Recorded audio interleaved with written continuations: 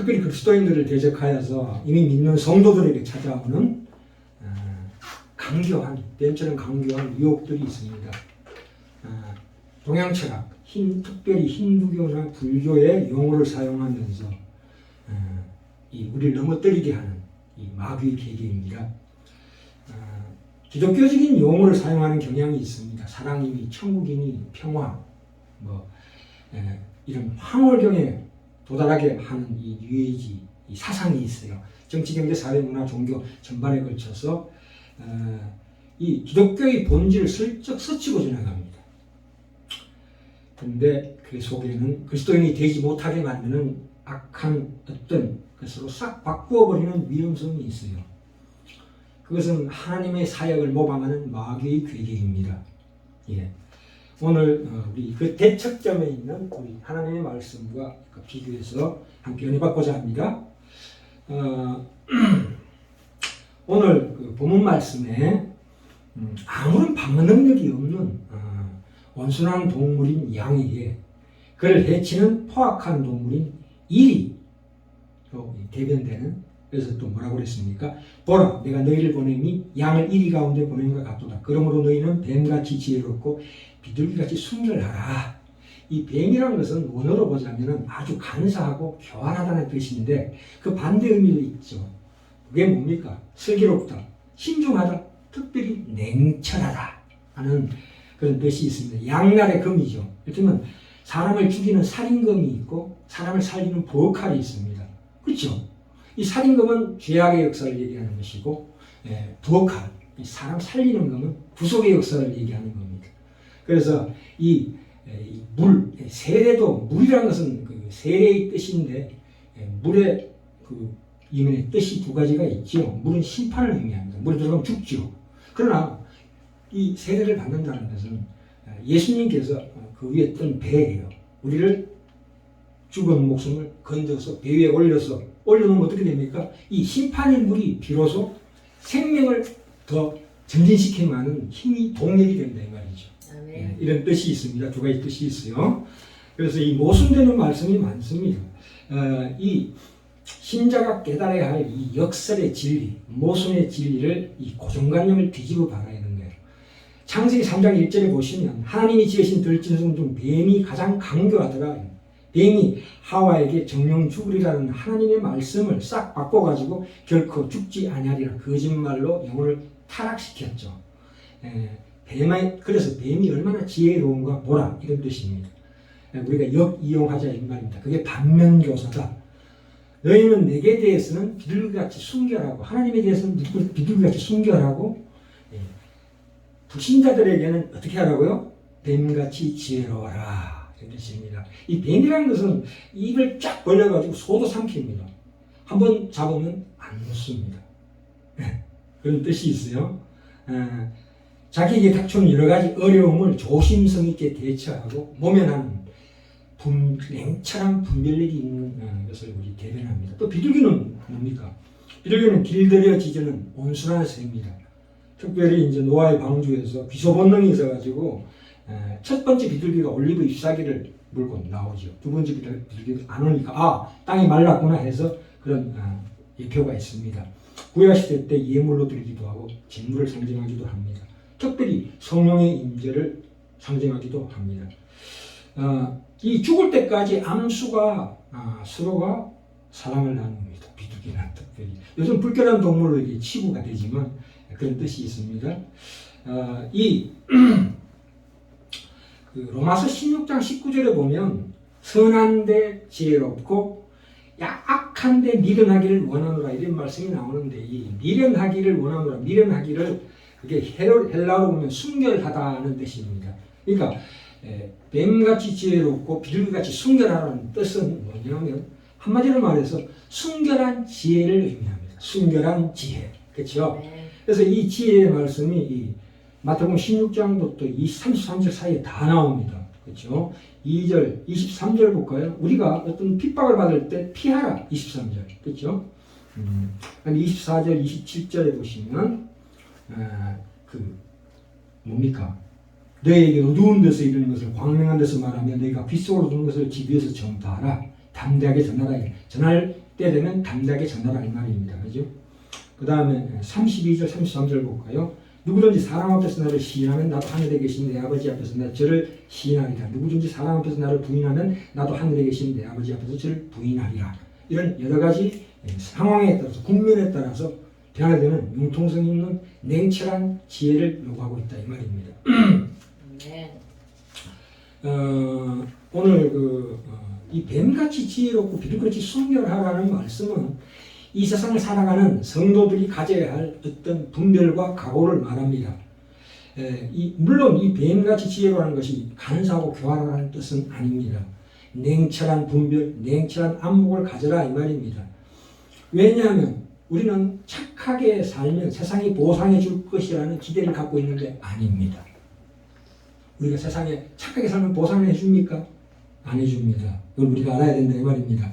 이 성경 말씀은 참 어렵습니다. 왜 어려우냐면 이 성경 말씀은 하나님의 외연의 편지예요. 그래서 이 말씀을 허락하신 분의 인격과 지성의 깊이만큼 깊기 때문입니다. 그러므로 그 말씀을 받는 우리가 그 말씀을 들을 때는 내 수준밖에는 이해하지 못하기 때문에 성경은 참으로 많이 오해되고 다 이해되지 못하는 것입니다. 그래서 연애 편지를 받았는데 편지 봉투가 어떠니 편지지가 어떠니 이런 얘기를 하고 있다. 수박 긋핥기식으로. 그래서 오늘 말씀을 좀 깊이 우리가 이해하는 시간을 가져보겠습니다. 특별히 이 세상의 사상은 어떻습니까? 인과응보예요. 인과응보. 사필귀정이라 행한 대로 거둔다. 물론 맞는 말입니다. 자업자득이다. 또 세옹지마란 말이 있죠. 이거 맞는 말이에요. 우리의 전통이에요. 뭐 유교나 명심보감이나 사서성경, 논어, 공자, 노자소득경 보면 다 이런 얘기입니다. 이 특별히 이 얘기죠. 성공의 기본 명제의 기초가 되는 적극적이고 창조적이고 긍정적인 사고방식을 가져라. 이거는 참 기독교 용어하고 맞지가 않습니다. 우리는 그 반대예요. 왜냐하면 물론 이런 말이 깊은 시리에 빠진 사람들에게는 잠시 위로를 줄 수 있어도 그것이 화병의 꽃처럼 생명력이 없습니다. 금방 사그라집니다. 모두 다 경험해 보셨죠? 예. 처음에는 1년 갔다고 하면 6개월 갔다고 하면 한 달도 못 가는 겁니다. 약효가 떨어진다는 게 마약처럼. 그래서 서울에서 평양을 바라보면 북쪽인데 평양에서 서울을 바라보면 남쪽이잖아요. 이 순환 논리예요. 어떤 좌표가 없다. X 대 Y 좌표가 없어. 기준점이 없다 이 말입니다. 이 근거가 확실해야 합니다. 믿음이라는 것은 확실한 근거 위에 서는 거거든요. 그래서 내게 강 같은 평화, 이 감격과 기쁨이 오래 갑니까? 오래 가지 않습니다. 하나님은 드디어 그런 마음을 어디로 인도합니까? 심령이 가난한 대로 인도하십니다. 그렇죠? 그런 그에 대해서는 성령사역의 3단계를 참고하시기 바랍니다. 성령님의 역사를 제가 자세하게 얘기했습니다. 여기까지 이해되십니까? 그렇다면 IQ 3자리입니다. 안 되면 한 자리예요. 찐뺀지 돌고래보다 못합니다. 예. 이 욥기에 보시면 8장에 보시면 7절에 네 시작은 미약하였으나 네 나중은 힘이 창대하리라 이런 말을 합니다. 누가 했습니까? 그걸 빌다시 얘기했습니다. 근데 이 말이 참 웃기는 게 지금 고난당하고 있는 욥한테 이 얘기를 하는 거예요. 이 인광보다 사필귀정이다 이 얘기예요. 말하자면 이거 어디나 붙여놓지요. 사실 성경의 진리하고는 사실 반대되는 내용입니다. 왜 순환론이라는 거예요. 우리가 친구란 게 뭡니까? 고난과 고통받고 있는 자에게 위로를 해주러 가야 되잖아요. 거기다 대고 이런 얘기를 한다는 것은 잘못된 거죠.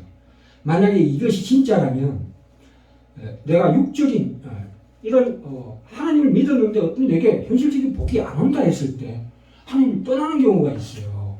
그렇죠? 안 그렇습니까? 우리는 죄가 없는 순전한 사람이 없어요. 죄가 있기 때문에 예수님이 오셨습니다. 그렇죠?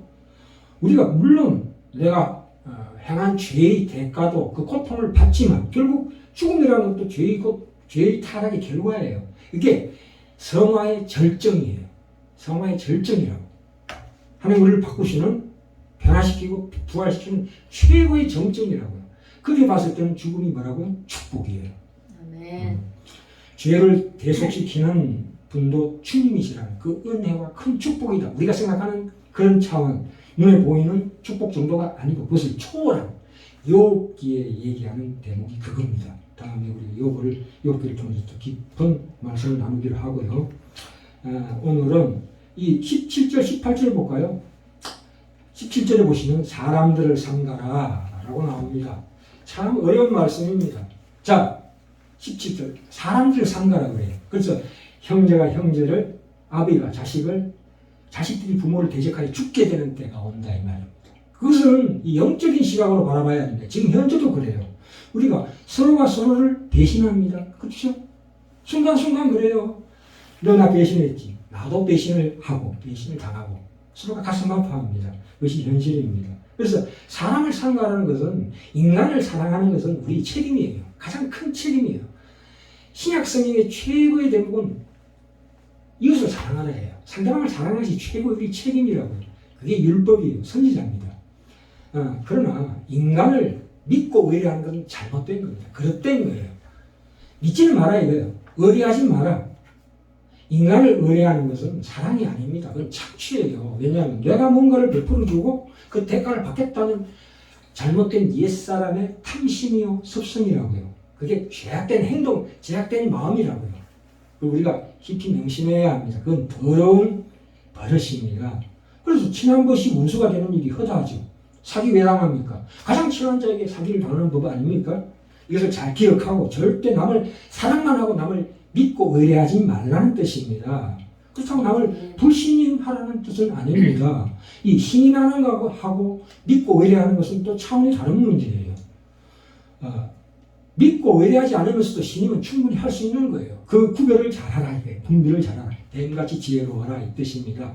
다시 한번 말씀드립니다. 인간을 사랑하기만 하고 믿고 의뢰하지 않는 것이 본문 말씀대로 사람을 상가는 행동입니다. 네. 그래서 자 보세요.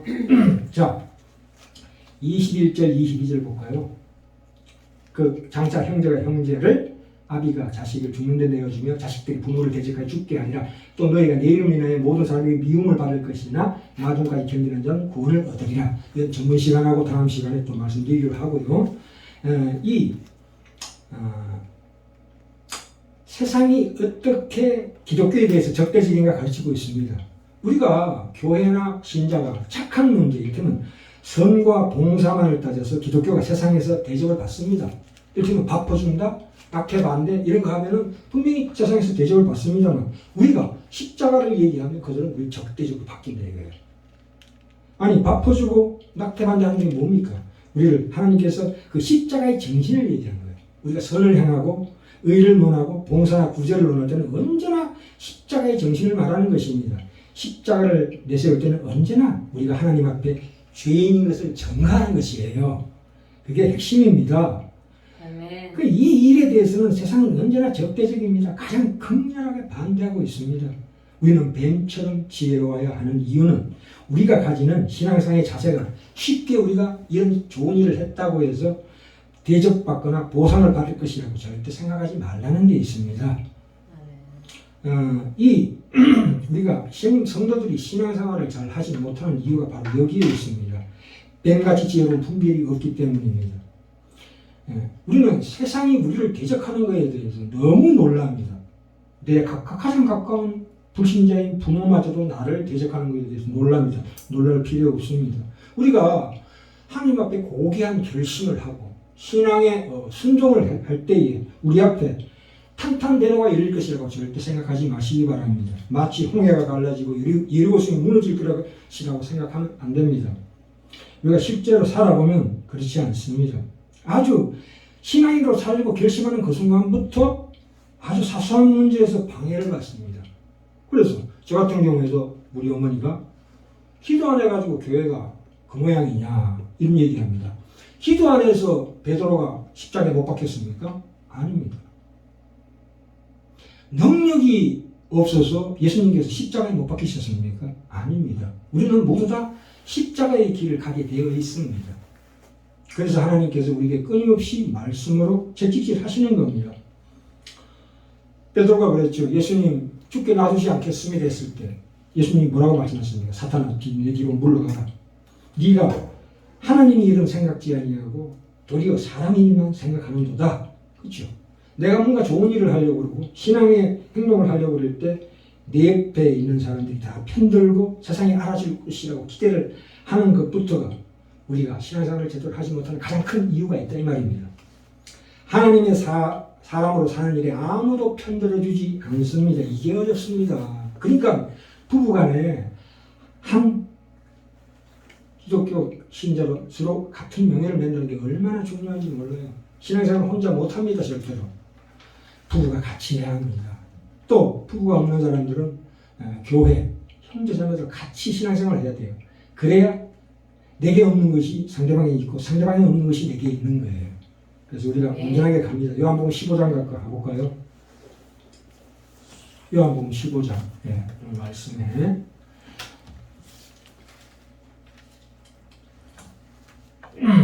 18절부터 21절입니다. 자, 이 말씀입니다. 18절부터 21절 제가 읽겠습니다. 세상이 너희를 미워하면 너희보다 먼저 나를 미워한 줄을 알라. 너희가 세상에 속하였으면 세상이 자기 것을 사랑할 터이나 너희는 세상에 속한 자가 아니요 도리어 세상에서 나의 택함을 입은 자인 거로 세상이 너희를 미워하느니라. 내가 너희들을 종이 주인보다 더 크지 못하다 한 말을 기억하라. 사람들이 나를 핍박하였은즉 너희도 핍박할 터이요 내 말을 지켰은즉 너희 말도 지킬 터이라. 그러나 사람들이 내 이름을 인하여 이 모든 일을 너희에게 하리니 이는 나 보내신 이를 그들이 알지 못함이니라. 이렇게 말씀하시고 계십니다. 그죠? 예수를 대적하는 가장 큰 이유는 하나님을 알지 못한 탓이다. 하나님을 대적하는 탓이다. 하나님에 대해서 적대적입니다.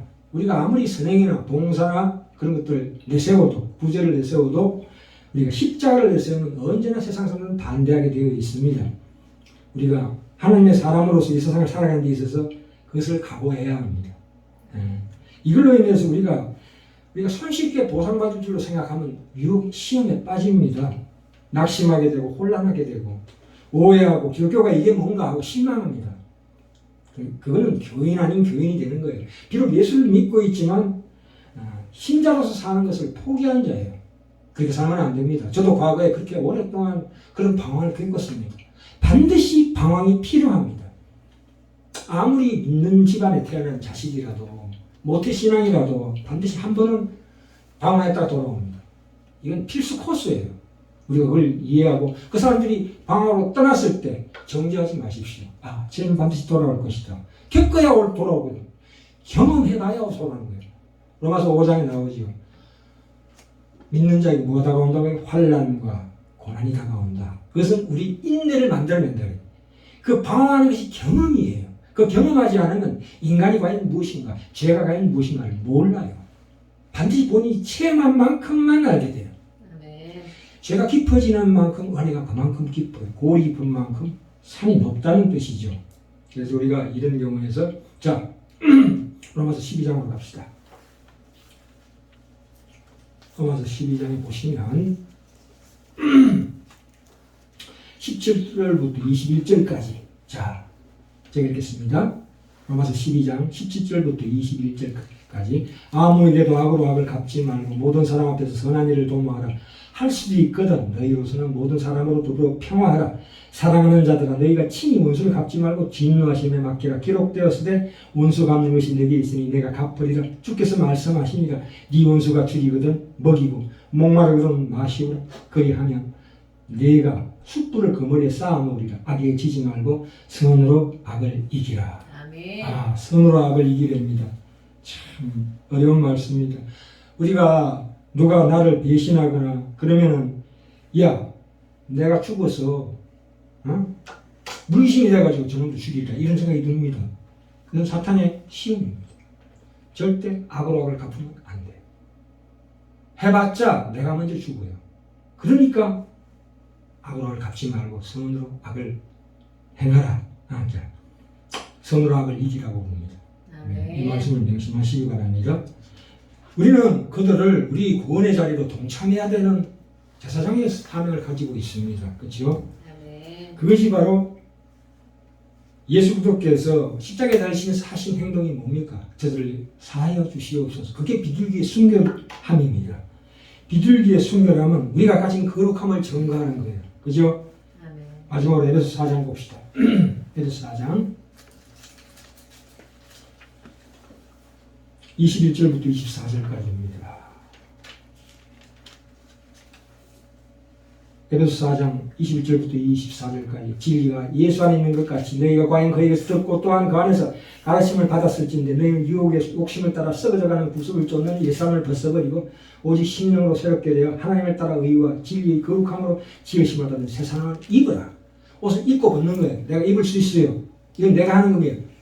내가 하는 거예요. 내 행동으로 보여주는 거예요. 그게 성령 충만한 삶입니다. 아멘. 하나님의 창세기 보면 인간의 기원을 얘기할 때 하나님의 형상에 따라 지으심을 받았다고 합니다. 그것은 하나님을 따라 의와 진리의 거룩함이라고 합니다. 이 거룩이라는 단어는 이 사람들이 얘기하는 윤리 도덕의 차원의 정결함을 의미하는 것이 아니고 누군가의 것이다, 누군가에 귀속되었다 그런 뜻입니다. 아멘. 거룩함이라는 것은 하나님께 속한 자를 거룩하다고 합니다. 성경에서 말하는 옳다는 것은 옳고 그름을 심판하는 옳음이 아니에요. 그건 율법이에요. 율법보다 더 차원 높은 뭡니까? 우리 틀린 것을 옳게 만드는 하나님의 사랑입니다. 아멘. 우리가 아무리 세상 살면서 신앙생활 하면서 아무리 시행착오 겪고 실패나 시행착오가 반드시 필요합니다. 왜요? 그것을 역전시켜서 부활시켜주는 하나님의 능력이기 때문에 그 권능을 믿어야 합니다. 죽음이 끝입니까? 아니에요. 죽음을 통해서 우리가 완전한 부활로 나아갑니다. 세상에 사는 어떤 고난, 환난, 실패, 시행착오 그런 것들도 나를 넘어뜨리지 못한다. 아멘. 질그릇 안에 보배를 가진 자예요. 질그릇이 아무리 깨어져도 속에 보배가 있는데 내가 내 자신을 포기할 수가 없어요. 내가 아무리 나쁜 짓을 해도 하나님 앞에 서면 죄요. 저는 제 자신을 바라볼 때 포기할 수밖에 없는 존재입니다. 나는 내 속에 누가 있습니까? 예수 그리스도께서 살아계시니까 예수를 보니까 내가 포기할 수가 없는 거야. 그렇죠? 이게 신앙입니다. 신앙의 자세예요. 참 그래서 명심하시고 참 우리가 신앙 이 땅에 하나님의 나라가 임했다는 것은 바로 그겁니다. 우리가 하나님을 대적하는 모든 것을 몰아내는 것이 아니라 그들을 사랑으로 품어주고 그들을 하나님 앞으로 인도하는 자의 빛된 소금 그런 자로서 바로 서는 겁니다. 그래서 이런 분별을 가지시고 하나님께서 우리에게 허락하시는 우리 하나님의 자녀라는 그 존재로서 being 그 존재 자체가 빛을 발하는 거예요. 참포도나무에 붙임이 됐을 때 거기서 나오는 뭡니까? 그 진액이 우리를 통해서 열매 맺는 거예요. 내가 하는 게 아니고 예수도 안에 있는 그 진액이 나를 통해서 나타나 인내하는 거지요.